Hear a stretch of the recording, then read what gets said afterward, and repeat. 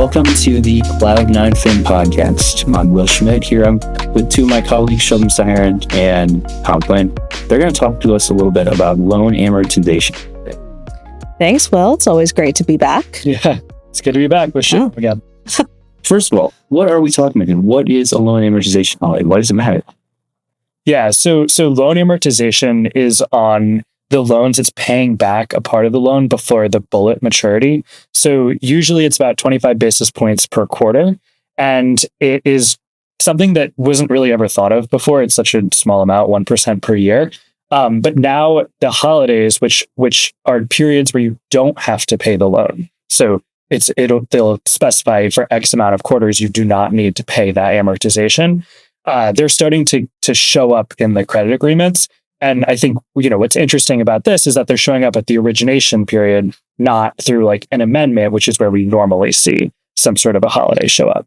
Yeah, I just want to clarify a little bit on that point. These are specifically associated, or we're specifically talking about them when we talk about term loan Bs. As you said, term loan bullets, they have an incremental fee associated with them per quarter. 1%, typically annually. And that's what's being paid to the lender group as a quote unquote advance of the principal being paid back, or the bullet that ends up getting paid back to lenders with a TLB. Exactly. Yeah. Historically, why have lenders been willing to, why have borrowers wanted these types of qualities in their deals? And why are lenders more willing to forego this additional? Yeah. So I think let's take a step back, right? Let's talk about where loan amorts and that 1% even comes from. Sure. And so that is a carryover from the broadly syndicated market. Broadly syndicated TLBs also have this, again, typically 1% amort associated with them. And that's because of requirements that are needed for CLOs to be able to take down debt when they ultimately buy it from in the secondary market.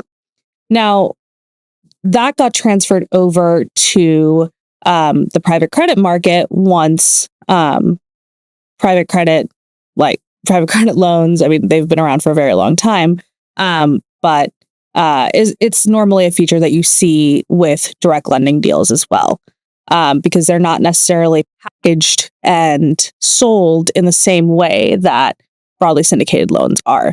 Tom, do you want to talk a little bit about why someone would want a loan holiday or loan amort holiday? Yeah, definitely. So there's the easiest. If you're a sponsor, why do you want the holiday? You get more money, right? If you don't have to pay, even if it's 25 basis points a quarter, it's still money that you get to keep in your pocket. So generally speaking, why not take free money if you can get it? But the two reasons that we really looked into as to what's the actual effect of this are, the first is that there's kind of this breathing room now. So as interest rates, they just fell a little bit, but as they were going up, things were getting tighter.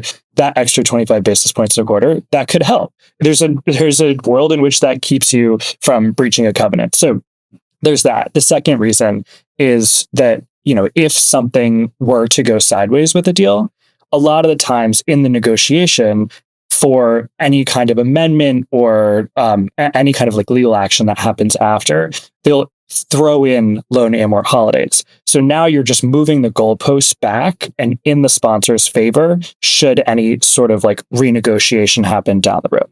Yeah. And as for the lender side of that question, it comes down to, what's the next greatest term I can offer my sponsor in order to win a deal? Lenders in this market are facing increasing competition. And I know that we've sat here and said that on many occasions, is that there's increased competition in the direct lending market. But I do think that we're at a point where it's been years of depressed M&A activity, even though, we're starting to see it come up again now.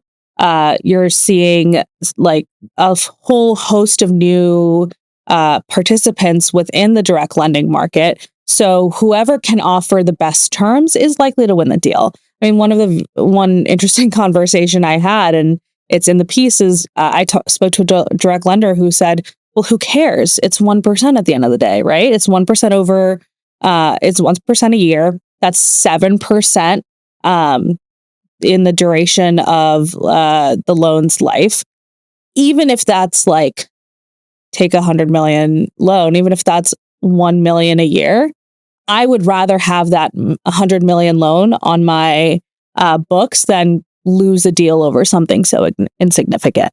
And I think to the point of the competition, it's something that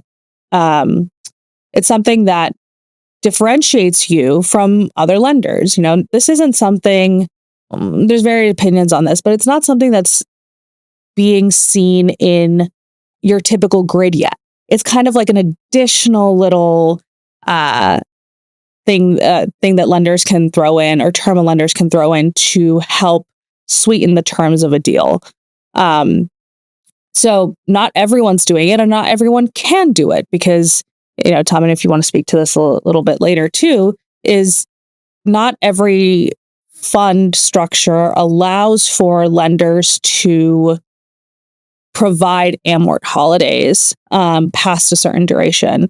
So, you know, now these amort holidays are 9 consecutive quarters, or, you know, there's 0 amort on the loan. And that's not something that everyone can agree to. Yeah, exactly. The competition point's really interesting here because, you know, some of the people that we talked to said that the lenders are proactively throwing this in. So it's not even that the sponsors are asking for it up front, is that they're saying, okay, how can we win? And, you know, like Shivam said, some lenders can't offer this. And when they do their fundraising with their LPs, you know, it depends on like if it's a commingled fund or not. And there's a lot of different nuances there. But generally speaking, like some LPs have requirements for how the lenders can deploy their capital. And they can say to them, hey, you have to have some sort of loan amortization in the docs. And so if you're going up against someone who can't offer this, it's another way that competition really comes into play. Yeah. And I mean, look, it's not just between direct lenders, right? It's also a lot of private credit firms are going up against banks, and banks can't offer no amort. So this is something that, again, it's another tool in a direct lender's toolbox to help them win a deal over their BSL counterparts. And how big of a point is this? If you're a lender that can offer this versus a lender that can't, are you guys have been talking to people in the market the last few weeks about this issue? I know. Have you heard about deals where this is a sticking point, or this is rather like an opportunity if you get something you can offer? I mean, look, no deal is really ever won on just one term, right? I'm not going to say like this is like, unless you have this, you're never going to win another deal again.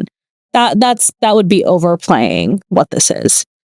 But I think it's another indication of what are you willing, as a lender, what are you willing to concede in order to,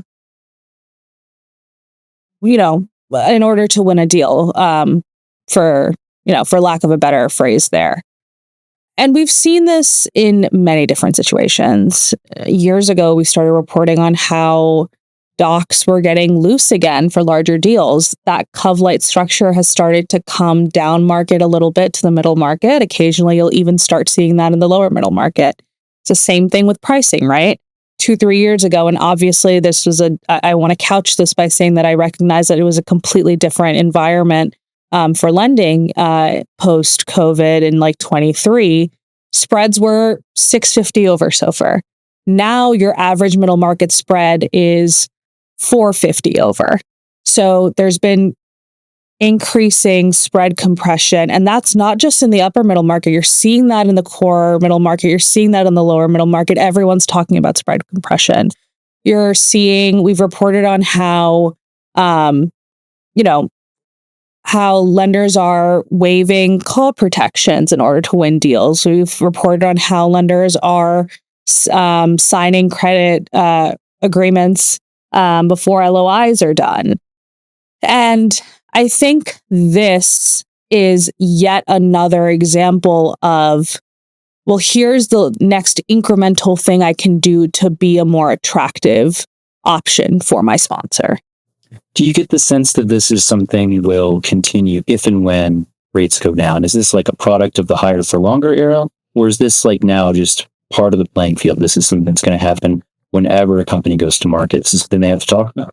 Yeah, I mean, look, like I think this is something it's definitely kind of coming into the market. I don't know that either of us are like super confident to say like this is what's going to happen moving forward. But generally speaking, if rates come down and M&A starts to ease up a little bit and there starts to be a little more activity, maybe the competition will decrease a little bit. And we can't say yes or no to that. But yeah, I think this is just something that we've noticed, and a lot of the people that we've talked to have noticed it as well.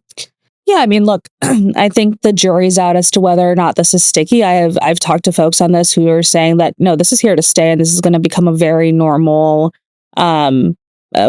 part of credit docs in the private credit market. And then there's other folks who are like, well, it depends on the segment of the market that you're looking at, right? Maybe this is something that stays in fashion in the upper middle market where you have, I would argue, even more competition because you have about 4 or 5 different lender pools that are willing to finance a deal. And I think that competition lessens incrementally as you come down market. So maybe it just stays up at the top, but it's definitely something that in the environment we're in right now, and I think till the end of 25, at least, we're going to see come more into fashion, not less. Anything else you guys wanted to touch on there? I mean, I think the other point that's quite interesting is how the thing that you end up conceding might be the thing that ends up biting you, right? At the end of the day. Well, if these are in a deal, they're going to stay. Yeah, I mean, once they're in a deal, they're here to stay. And I just want to ask Tom to maybe expand a little bit more on what does it mean to, and I think you phrased this beautifully, have the goalposts start in a fundamentally different place when a deal does go sideways. Yeah. I think, there's kind of 2 things that sources pointed out to me. The first is if you have a cash flow issue and then things start to go sideways, sometimes holidays are added as an amendment in order to kind of ease up that cash flow issue. And, whenever a lender can concede something, they can ask for something in return. So we're starting here from a position of there's already a holiday or no amor in the deal. So it's, hard to have that be a point of negotiation. The second, so that's cash flow. The second is kind of like if you have a maturity issue and you want to extend the length of your loan, then a lot of the times they'll say, okay, that's fine. We're going to increase the amor. Like we want some of this capital back. We're going to increase the length. So if you start at 0, then maybe you move up to 2% per year, or you move up to 2.5% per year. If you start at 1, you're going to move higher than that. So again, that's kind of how the goalposts move. And to Shubham's point, right? Like it's 1% per year right now, but this is about like, okay, what happens kind of down the road? Is this 1% per year, or is it turn into like, oh, that's a real negotiation point that we've kind of given up some of our leverage on? Yeah, and I mean, look, I think the other place where I'm quite curious as to how this starts affecting it is how these amort holidays have historically been used. They've been used in conjunction with PIK or payment in kind features. So typically, when you saw loan amort holidays, you would see them in accordance with the time that a company was electing to PIK its debt because it was facing a rockier road ahead. There was some, they had to right size the ship. I even wonder, well, what happens if you have 0 amort on a loan, or you're in a loan amort holiday, if you have to PIK that debt, because it's not like you can go into negative amort. So it was that incremental reprieve that a lender could offer up as a tool to help a company that was not performing as well. And it would give them, as Tom said, the breathing room to figure out their operations, right size it, and come back on track. So I think it's yet to be seen what happens when, these assets face some trouble, but definitely I think the next follow-up that we have to do. Yeah. And the other thing is, with the PIK conversation of saying, because some of these companies have PIK, it might be masking how they're actually doing on these deals. And, this is another thing that is just, taking away from what what the borrower would have to put up each quarter end. Well, and one thing your reporting turned up was that this is being offered, you mentioned this already, but it's being offered to companies that aren't necessarily struggling at the face of it. Do you get the sense this is being preemptively added in anticipation of struggles down the line, or is it just, you take what you can get? I mean, look, it's kind of like PIC in that sense, right? Is PIC as an amendment can indicate sign of stress for a borrower, and it normally is because a borrower is facing some stress. But PIC at issuance doesn't necessarily mean that there is something wonky going on, right? And that was a big conversation that was happening in 23 and into 24. Is just because there's PIC, it's not a bad thing. Lenders are just putting it in again to add to their menu of options. I see this as, again, if it's put in as an amendment, yeah, there's probably some stress or distress situation happening there. But at issuance, we can't necessarily tell whether or not it's because there's something that they foresee down the line. Could just be a new playbook being written.